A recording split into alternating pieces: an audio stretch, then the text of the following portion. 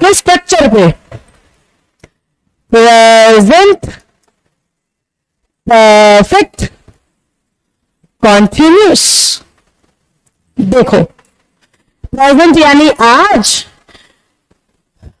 और परफेक्ट में काम को अभी चलता हुआ दिखा रहे हो। ये देखो, ये मैंने इंट्रोडक्शन लिखी हुई है जो मैं आपको पढ़ाती हूं। एक बार सेट कर दूं फिर आपको बताऊंगी। ये देखो प्रेजेंट परफेक्ट कॉन्टिन्यूअस टेंस। इस टेंस में वाक्यों से पता चलता है कि कार्य, ये ऐसे मात्रा होनी चाहिए इस पे। जो भी एडिटिंग के लिए इन क्लासेस को सुन रहा है ठीक कर देना। यह चलता है कि कार्य कुछ समय से लगातार जारी है।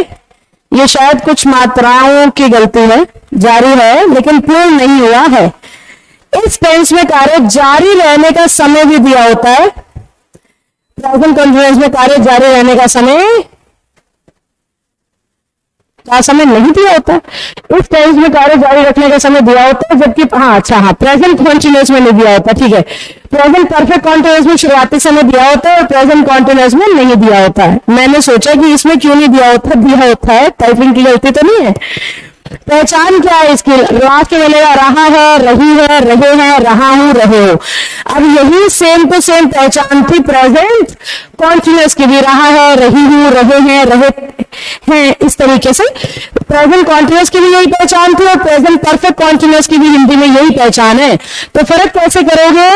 जब टेंस प्रेजेंट परफेक्ट कॉन्टिन्यूअस होगा उसमें शुरुआती समय दे रखा होगा, और जब टेंस प्रेजेंट कॉन्टिन्यूअस होगा उसमें समय नहीं दे रखा होगा। कैसे? मैं आपको पढ़ा रही हूं, प्रेजेंट कॉन्टिन्यूअस। मैं सुबह से पढ़ा रही हूं, प्रेजेंट परफेक्ट कॉन्टिन्यूअस। आप इंग्लिश सीख रहे हो, प्रेजेंट कॉन्टिन्यूअस। आप बचपन से इंग्लिश सीख रहे हो, प्रेजेंट परफेक्ट कॉन्टिन्यूअस। पापा ऑफिस जा रहे हैं, प्रेजेंट कॉन्टिन्यूअस। पापा पिछले 20 साल से ऑफिस जा रहे हैं, प्रेजेंट परफेक्ट कॉन्टिन्यूअस। समझ में आई मेरी बात? तो जहां वो काम के शुरू होने का समय साथ में जोड़ दे वो परफेक्ट कॉन्टिन्यूअस हो जाएगा। अदरवाइज काम सिर्फ चलता हुआ दिखाया जा रहा है तो प्रेजेंट कॉन्टिन्यूअस हो जाएगा। हिंदी में पहचान बराबर है, बस इतना सा देख लेना शुरुआती समय दे रखा है या नहीं दे रखा है। ठीक है बेटा, आओ आगे बढ़ते हैं। देखो एक दो हिंदी के एग्जाम्पल देख लो। वह काम 2 घंटे से कर रहा है, टाइम ऐड हो गया ना। वह सुबह से गाना गा रहा है, टाइम ऐड हो गया। मैं स्कूल में 5 साल से पढ़ रहा हूं, टाइम ऐड हो गया। क्या 2 दिन से अपने घर जा रहा है, टाइम ऐड हो गया। मैं 1 साल से दिल्ली नहीं जा रहा हूं, ये भी टाइम ऐड हो गया। अब बात आती है अफर्मेटिव सेंटेंस। सबसे पहला कौन सा होता है? अफर्मेटिव, फिर नेगेटिव, फिर इंटरोगेटिव, फिर नेगेटिव इंटरोगेटिव। तो अफर्मेटिव में ट्रांसलेट करने के नियम ये मैं बोर्ड पे ही पढ़ाना चाहूंगी पीडीएफ की बजाय, इससे जल्दी समझ में आएगा। तो प्रेजेंट परफेक्ट कॉन्टिन्यूअस का अफर्मेटिव यानी सिंपल, ना नॉट ना इंटरोगेटिव। मैं सुबह से पढ़ रहा हूं, तो क्या करेंगे इसमें? अफर्मेटिव में लगाएंगे हैव बीन के साथ आईएनजी। क्या लगाएंगे अफर्मेटिव में? हैव बीन के साथ आईएनजी। आगे मिलेगा सब्जेक्ट, यहां मिलेगा ऑब्जेक्ट, बीच में सिंस फॉर टाइम को दिखाने के लिए, या अदर वर्ड्स के बाद सिंस और फॉर, लास्ट में फुल स्टॉप। हैज वहां आएगा जहां सब्जेक्ट सिंगुलर है, और हैव वहां आएगा जहां सब्जेक्ट प्लूरल है। बीन और आईएनजी हर जगह कॉमन है। सिंस और फॉर कैसे चुनेंगे मैम? सिंस लगता है जब आपको निश्चित समय दिखाना हो, या इंग्लिश में कहते हैं फिक्स टाइम, और फॉर लगता है जब आपको अनिश्चित समय दिखाना हो। निश्चित इंग्लिश में कहते हैं पीरियड ऑफ टाइम। अभी भी समझ नहीं आई मैम बात? तो निश्चित यानी सही समय 2 बज गए हैं, और अनिश्चित यानी सही समय नहीं, 2 घंटे से ऐसा हो रहा है। समझे? तो जब वो लिखेगा 2 आवर्स हम कहेंगे 4, वो लिखेगा 2 months हम तब भी लिखेंगे 4, या फिर वो लिख देगा 2 AM PM CM, CM नहीं होता, ओ क्लॉक होता है, AM PM ओ क्लॉक, तो क्या हो जाएगा? सिंस। और सिंपल भाषा में बताती हूँ, येलो कलर से लिख के देखो। इधर लिख रही हूँ सिंस, जहां पक्का, इधर लिख रही हूँ फोर। देखो हर वो टाइम जिसके पीछे एएम हो, पीएम हो, ओ क्लॉक हो, वो सिंस होता है।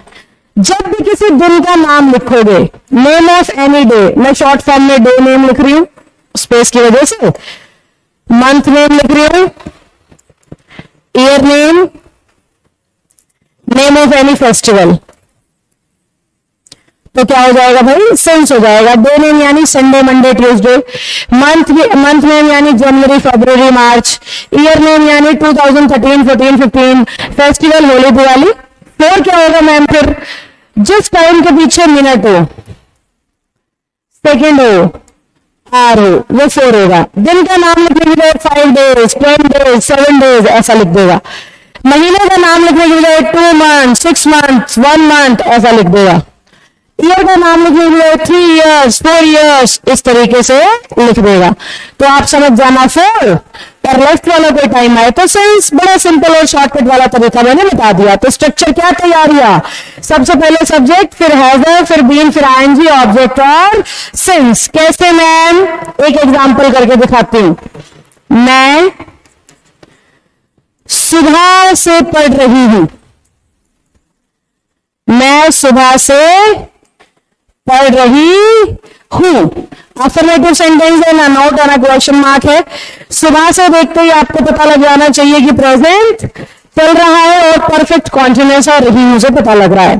तो मैं के लिए आई के साथ कभी हैज लगता ही नहीं है, पिछली क्लासेस में आपको सिखा चुकी हूं। तो have, I have been, studying भी हो सकता है और डूइंग स्टडी भी हो सकता है, रीडिंग भी हो सकता है। तो आई हैव बीन स्टडिंग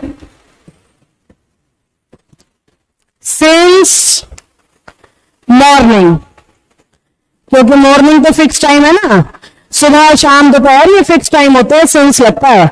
तो I have been studying since morning. अगर यहीं पे होता मैं सुबह से पढ़ा रही हूं, सेम सेंटेंस, तो I have been teaching since morning. समझ गए ना हम बात को। इस तरीके से हमने अफर्मेटिव प्रेजेंट परफेक्ट कॉन्टिन्यूअस का सॉल्व करना होता है।